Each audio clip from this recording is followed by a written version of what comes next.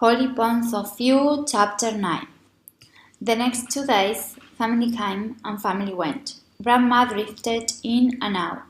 She no longer took breaks from the morphine. It was a vigil now. We didn't hover around her laughing and joking anymore.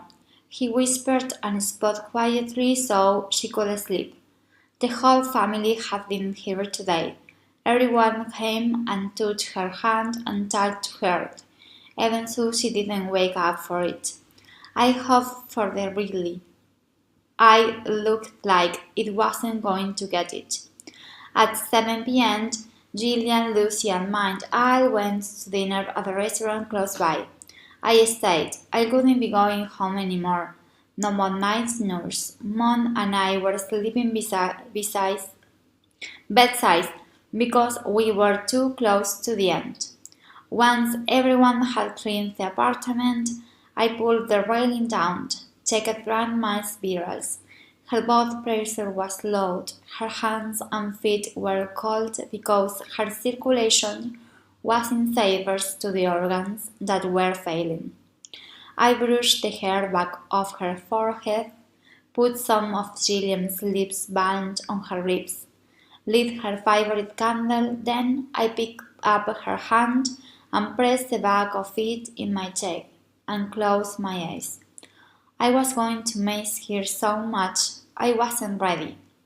My job was to help others to be ready, but I couldn't do it for myself. I feel like I could do anything for myself right now. I couldn't unpack my apartment or ask a cute guy for his nap in a courtyard. I couldn't even pour air in my tears. I knew my life would kickstart again, but it wouldn't happen until hers was over. It wouldn't happen because hers was over and I had no choice but to keep going on. I never told you about my first husband, a voice said quietly. My face flew open. Grandma was awake. I smiled at her. Hey! Hello, my sweet Holly. Hearing my name made a knot bolt in my throat. Because the truth was, I thought I'd already heard her say it for last time. You thought I was a goner, huh? She joked cheerily. I laughed a little. Not yet. I couldn't go without telling you. Telling me what? About Chip, she said.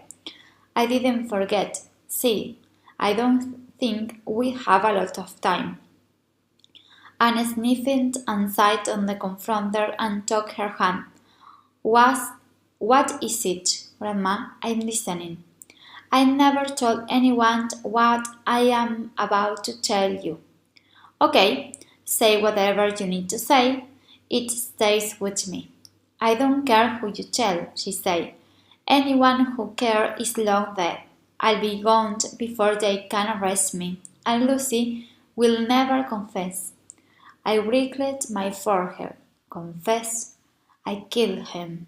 I started to stare at her. What? I did, she said matter-of-factly. Chip was a mean chunk.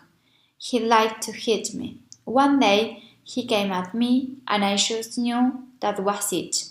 I wasn't getting out alive. I clawed him on the side of the head with a cast iron frying pan. I blinked at her, Lucy, and I put him on the back of my station wagon, drove to the river, rolled him into the water. I called the sheriff the next day and told him my husband went drinking and never came home. They found him a few weeks later. Call it an accident. They thought he probably fell off the fridge or something. I was in shock. Grandma, I read. Feels good to tell someone, she said, closing her eyes. I licked my lips. It's okay, I said. Get it off your chest. She opens her eyes again. Oh, it's not on my chest. I do it all over again. He'd have killed me. Not the whole point in me telling you this story is to remind you that we need to manifest our own destiny. I never accept less than what I deserve ever again. Never ignore a red flag or excuse bad behavior. I asked for what I wanted and I protect those I loved. And I demand the things I needed and I had a beautiful life. Got 70 more years of living because I decided not to lay down and die that day when some weak men who deserve a big guillotine made the choice to hurt me. She held my gaze for a long, meaningful moment. Take responsibility for your own unhappiness, Holly. If you don't love your life, change it. It was like the words took all that she had left.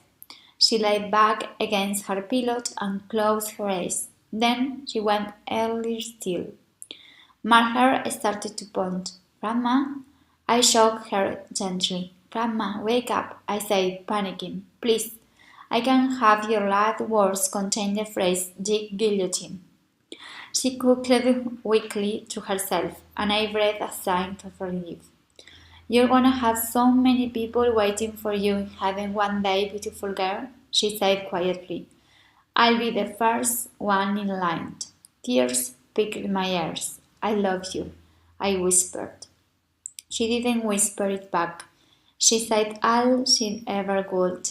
She passed the next morning surrounded by everyone she loved.